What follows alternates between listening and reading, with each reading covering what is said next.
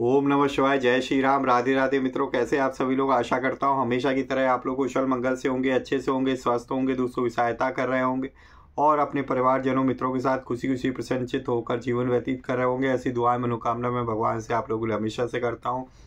मैं अंकित आप सभी लोगों का आपके अपने चैनल में हार्दिक स्वागत करता हूँ, अभिनंदन करता हूँ। दोस्तों, आज आपके सामने फिर से प्रस्तुत हूँ और आज हम लोग की जैसा कि देख रहे हैं कि जो हमारा गीता माधुर्य है, ठीक है, इस जो कि स्वामी राम सुखदास जी ने लिखा हुआ है, जिसको कि उन्होंने संस्कृत के श्लोकों का हिंदी अनुवाद किया हुआ है प्रश्न उत्तर शैली में, तो बड़े ही रोचक ढंग से प्रस्तुत किया हुआ है। तो लास्ट सेशन में मैंने आपको अध्याय 7 इसका सुनाया था। आप लोगों ने बहुत प्यार दिया, उसके लिए मैं तहे दिल से आपका शुक्रिया अदा करता हूं दोस्तों। और आज मैं अध्याय 8 आप लोगों के लिए लेकर आया हूं। इसी तरीके से भक्ति भाव से पढ़ते रहिए और मैं आपको सुनाता रहूं।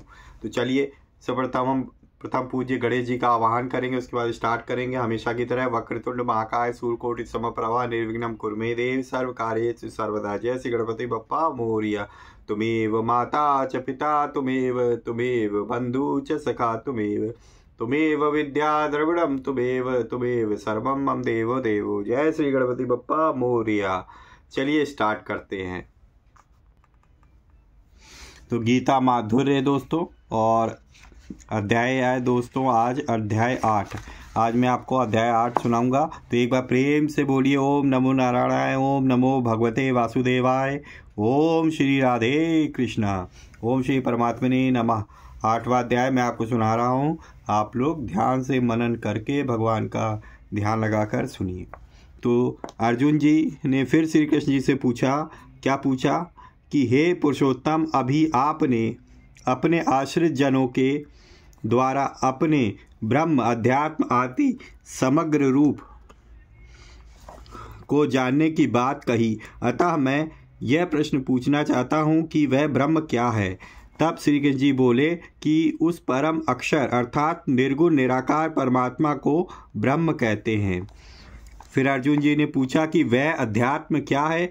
जीवों की सत्ता होनेपन को अध्यात्म कहते हैं। फिर अर्जुन जी प्रश्न करते हैं कि वह कर्म क्या है।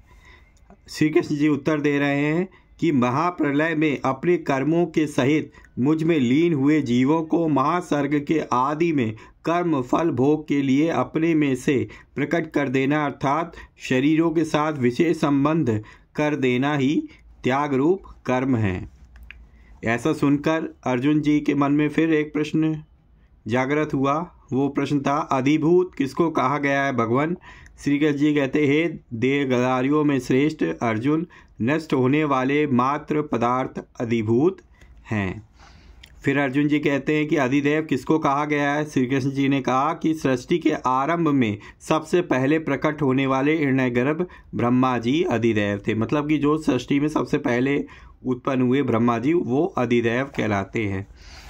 ऐसा सुनकर अर्जुन जी ने फिर बोले कि इस देह में अधियज्ञ कौन है।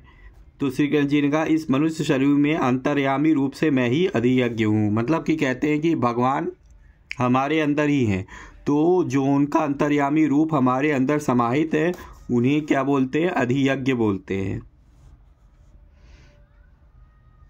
हे मधुसूदन, वश में किए हुए अंतःकरण वाले मनुष्यों के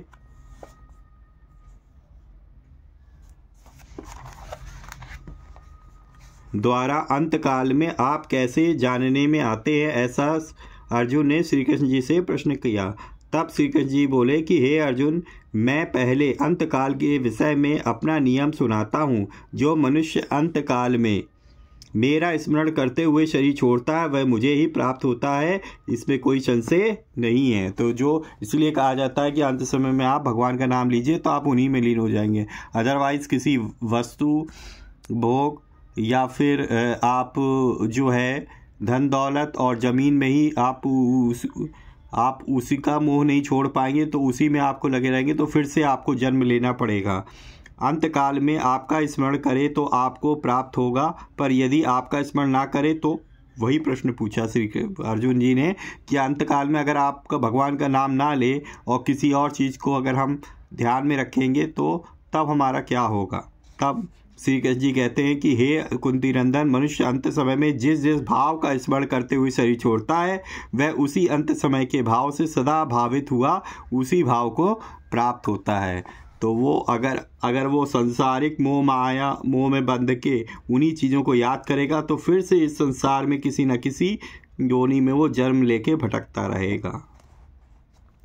तो फिर अंतकाल में आपके स्मरण के लिए क्या करना चाहिए, अर्जुन जी ने पूछा। बहुत ही अच्छा प्रश्न है दोस्तों। तो श्री कृष्ण जी कहते हैं, तू अपने मन और बुद्धि को मुझ में अर्पण करके सब मेरा ही स्मरण कर और प्राप्त कर्तव्य कर्म भी कर। तो श्री कृष्ण जी ने बहुत सुंदर का उत्तर दिया है कि आपको क्या करना, अपनी इंद्रियों को, मन को, बुद्धि को श्री कृष्ण जी को अर्पण कर दीजिए, उनको सौंप दीजिए, मतलब छोड़ दीजिए सारा जो भी है मोह माया, और क्या करो, सीधे भक्ति सरल भाव से भगवान के नाम जप करो, ठीक है, उनका ही स्मरण करो हमेशा, और जो आपका कर्तव्य है उस कर्तव्य को भी करते रहो, ठीक है। तो अर्जुन जी कहते हैं इससे क्या होगा, श्री कृष्ण जी कहते हैं तू निसंदेह मुझे ही प्राप्त होगा। आपके किस स्वरूप का चिंतन करने से नियतात्मा मनुष्य आपको कैसे प्राप्त कर लेता है भगवान। ऐसा सुनकर श्री कृष्ण जी कहते हैं कि मेरे सगुण साकार, निर्गुण निराकार और सगुण साकार ये 3 रूप स्वरूप है। इनमें से पहले मैं सगुण निराकार के चिंतन से अपनी प्राप्ति बताता हूँ। हे पार्थ, जो मनुष्य अभ्यास योग से युक्त अनन्य चित्त से परम दिव्य पुरुष का अर्थात मेरे सगुण निराकार स्वरूप का चिंतन करता हुआ शरीर छोड़ता है, वह मेरे उसी स्वरूप को प्राप्त हो जाता है। तब अर्जुन जी पूछते हैं फिर से कि वह स्वरूप कैसा है भगवान। श्री कृष्ण जी बोलते हैं अर्जुन से कि वह सर्वज्ञ है, सबका आदि है, सब पर शासन करने वाला है, सूक्ष्म से सूक्ष्म है, सबका धारण पोषण करने वाला है, अचिंत्य और अज्ञान अंधकार से रहित तथा सूर्य की तरह प्रकाश स्वरूप है। ऐसे स्वरूप का जो चिंतन करता है वह भक्ति युक्त मनुष्य अंतकाल में योग बल के द्वारा अचल मन से अपने प्राणों को भ्रकुटी के मध्य में अच्छी तरह से स्थापन करके शरीर छोड़ने पर उस परम दिव्य पुरुष को प्राप्त हो जाता है। ऐसा सुनकर अर्जुन जी ने फिर प्रश्न किया कि मैंने आपके सगुण निराकार स्वरूप के चिंतन से आपकी प्राप्ति की बात सुन ली। अब यह बताइए कि निर्गुण निराकार के चिंतन से नियतात्मा मनुष्य आपको कैसे प्राप्त करता है। तब श्री कृष्ण जी क्या बोली, सुनिए। वेदता लोग जिसको अक्षर कहते हैं, राग रहित यति लोग जिसको प्राप्त करते हैं, और जिसको प्राप्त करने की इच्छा से ब्रह्मचारी लोग ब्रह्मचर्य का पालन करते हैं, उस पद की प्राप्ति की बात मैं संक्षेप से कहूँगा। जो साधक अंतकाल में संपूर्ण इंद्रियों को वश में करके, मन को हृदय में स्थापित करके और प्राणों को मस्तिष्क में धारण करके योग धारणा में स्थित हुआ, ओम इस एक अक्षर का ब्रह्म का उच्चारण और मेरे निर्गुण निराकार स्वरूप का चिंतन करता हुआ शरीर छोड़ता है, वह परम गति को प्राप्त होता है। ऐसा सुनकर फिर अर्जुन जी ने प्रश्न किया कि निर्गुण निराकार के चिंतन से आप प्राप्त हो जाते हैं, यह बात मैंने सुन ली। अब यह भी बताइए कि सगुण साकार चिंतन से नियतात्मा मनुष्य आपको कैसे प्राप्त करता है। ऐसा सुनकर श्री कृष्ण जी बोले कि हे पार्थ, अनन्य चित्त वाला जो मनुष्य नित्य निरंतर मेरा ही चिंतन करता है, मुझ में सदा लगे हुए उस योगी को मैं सुलभ हूँ, अर्थात उसको मैं सुलभता से प्राप्त हो जाता हूँ। आपकी प्राप्ति से क्या होता है भगवान, अर्जुन जी ने पूछा। श्री कृष्ण जी ने कहा कि जो महात्मा लोग मेरे परम प्रेम से युक्त होकर मुझे प्राप्त कर लेते हैं, वे हर समय मिटने वाले और दुखों के घर रूप पुनर्जन्म को प्राप्त नहीं होते। तो फिर पुनर्जन्म किसका होता है, अर्जुन जी ने पूछा। श्री कृष्ण जी ने कहा कि हे अर्जुन, ब्रह्मलोक तक सभी लोग पुनरावर्ती हैं, इसलिए उन लोकों में जाने पर फिर लौटकर आना ही पड़ता, अर्थात फिर जन्म लेना ही पड़ता है। परंतु हे कौन्तेय, मेरी प्राप्ति होने पर फिर जन्म नहीं लेना पड़ता। तो ऐसा कहा गया है दोस्तों, ब्रह्मलोक स्वर्गलोक तक आप लोग जब हम लोग पहुँचेंगे तो क्या होगा, जितने पुण्य अर्जित किए होंगे वो जैसे ही ख़त्म होंगे, हमें दोबारा से पृथ्वी लोक पे वापस लौट के आना पड़ेगा। और अगर हम लोग भगवान के अंदर ही समा जाएंगे, ठीक है, तो हमें फिर से जन्म नहीं लेना पड़ेगा। वे लोग पुनरावर्ती क्यों हैं? अर्जुन ने पूछा। श्री कृष्ण जी ने कहा, काल की अवधि वाले होने से। वह काल की अवधि क्या है? अर्जुन जी ने पूछा। तो श्री कृष्ण जी कह रहे हैं कि दिन रात के तत्व को जानने वाले पुरुष यह जानते हैं कि 1000 चतुर्युगी मीन्स 43,20,000 वर्षों की एक चतुर्युगी होती है। 43,20,000 वर्ष बीत जाएंगे, मतलब एक चतुर्युगी खत्म हो जाएगी। तब बीतने पर ब्रह्मा का एक दिन होता है, तो इतने 33,20,000 वर्षों की एक चतुर्युगी खत्म होगी, यानी ब्रह्मा का एक दिन खत्म हो जाएगा। और 1000 की चतुर्युगी बीतने पर ब्रह्मा की एक रात होती, और 1000 ही चतुर्युगी बीत जाएंगे तब ब्रह्मा की क्या होगी? एक रात होगी। ब्रह्मा के दिन के आरंभ काल में नींद से ब्रह्मा के जगने पर ब्रह्मा के सूक्ष्म शरीर से संपूर्ण प्राणी प्रकट होते हैं, और ब्रह्मा की रात से आरंभ काल में ब्रह्मा जी के सोने पर ब्रह्मा के सूक्ष्म शरीर में संपूर्ण प्राणी लीन हो जाते हैं। वे प्राणी बार बार क्यों जन्मते मरते हैं भगवान? अर्जुन जी ने पूछा। तब श्री कृष्ण जी कह रहे हैं, क्या कह रहे हैं सुनिए।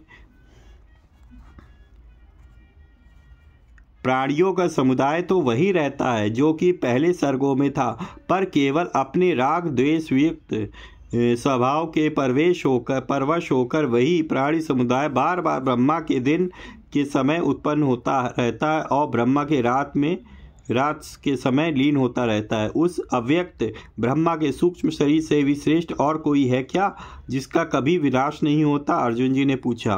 तब श्री कृष्ण जी ने क्या कहा सुनिए कि हाँ, उस ब्रह्मा से भी पर श्रेष्ठ एक नित्य निरंतर रहने वाला भाव रूप अव्यक्त परमात्मा है, जो कि संपूर्ण प्राणियों के नष्ट होने पर भी नष्ट नहीं होता। उसी को अव्यक्त अक्षर और परम गति कहते हैं, तथा जिसको प्राप्त होने पर जीव फिर लौटकर संसार में नहीं आते, वही मेरा परम धाम स्वरूप है। उस परम धाम स्वरूप की प्राप्ति कैसे होती है? अर्जुन जी ने पूछा। श्री कृष्ण जी कहते हैं कि हे पार्थ, जिसके अंतर्गत सब संसार है और जिससे सब संसार व्याप्त है, वह परम पुरुष परमात्मा अनन्य भक्ति से प्राप्त होता है। फिर अर्जुन जी पूछते हैं कि अन्य संसार का संबंध ना रखने से और अन्य का संबंध रखने से क्या होता है? तब श्री कृष्ण जी कहते हैं कि हे अर्जुन, जिस मार्ग से गए हुए अन्य का संबंध ना रखने वाले प्राणी फिर लौटकर संसार में नहीं आते, और जिस मार्ग से गए हुए अन्य का संबंध रखने वाले प्राणी फिर लौटकर संसार में आते हैं, उन दोनों मार्गों को मैं कहूँगा। ऐसा सुनकर अर्जुन जी ने फिर पूछा कि वे दोनों मार्ग कौन कौन से भगवान? तो देखिए श्री कृष्ण जी क्या करें। जिस मार्ग में प्रकाश स्वरूप अग्नि, दिन, शुक्ल पक्ष और 6 महीने वाले उत्तरायण के अधिपति देवता हैं, शरीर छोड़कर उस मार्ग में गए हुए ब्रह्मवेत्ता लोग ब्रह्म को प्राप्त हो जाते हैं, अर्थात फिर लौटकर नहीं आते। और जिस मार्ग में धूम, रात्रि, कृष्ण पक्ष और 6 महीनों वाले दक्षिणायन के अधिपति देवता है, शरीर छोड़कर उस मार्ग से गए हुए सकाम, मनुष्य, स्वर्ग आदि ऊंचे लोकों का सुख भोग कर फिर लौटकर आते हैं। ये दोनों मार्ग कब से शुरू होते हैं? अर्जुन जी ने पूछा। श्री कृष्ण जी कहते हैं, प्राणियों के ये दोनों शुक्ल और कृष्ण मार्ग अनादि हैं। इनमें से शुक्ल मार्ग से गए हुए व्यक्ति को लौटकर नहीं आना है, और कृष्ण मार्ग से गए हुए व्यक्ति को लौटकर आना है। लौटकर ना आना पड़े, इसके लिए क्या करे भगवान? अर्जुन जी ने पूछा। तब श्री कृष्ण जी कहते हैं कि हे पार्थ, इन दोनों मार्गों के परिणाम को जानने से कोई भी योगी संसार में मोहित नहीं होता। इसलिए हे अर्जुन, तू सब समय में योग युक्त हो जा, अर्थात संसार में सदा ही निर्लिप्त निर्विकार रहे। यह सुनकर अर्जुन जी ने फिर से पूछा कि योगी होने से क्या होगा भगवान? तो श्री कृष्ण जी कहते हैं कि वेद में, यज्ञ में, तप में तथा दान में जो जो पुण्य फल कहे गए हैं, योगी उन सभी पुण्य फलों का अतिक्रमण करके आदि स्थान परमात्मा को प्राप्त हो जाता है। सियावर रामचंद्र की जय। ओम नमो नारायणाय, ओम नमो भगवते वासुदेवाय। तो ये था दोस्तों आज का अध्याय 8 जो मैंने आपको कह सुनाया, जिसमें बहुत ही सुंदर वर्णन, बहुत बढ़िया बढ़िया प्रश्न अर्जुन जी ने श्री कृष्ण जी से कहे। अब हम लोग नेक्स्ट सेशन में नवा अध्याय देखेंगे कि नवा अध्याय में इसके आगे अर्जुन जी और श्री कृष्ण जी के बीच में क्या संवाद होता है और अर्जुन जी किस तरीके का प्रश्न श्री कृष्ण जी से करते हैं और श्री कृष्ण जी उनका किस तरीके से उत्तर देते, उनका निवारण करते उनके प्रश्नों का। तो ये रहा आज का हमारे पास सेशन गीता माधुर्य का अध्याय 8। ठीक है दोस्तों, अगर आपको अच्छा लगा है तो वीडियो को लाइक करें और ज़्यादा से ज़्यादा अपने परिवारजनों मित्रों के साथ भी ज़रूर शेयर करें ताकि वो भी इस इन्फॉर्मेटिव वीडियो से जो है कुछ जानकारी हासिल कर सके, वो भी गीता के अध्याय को सुन सके।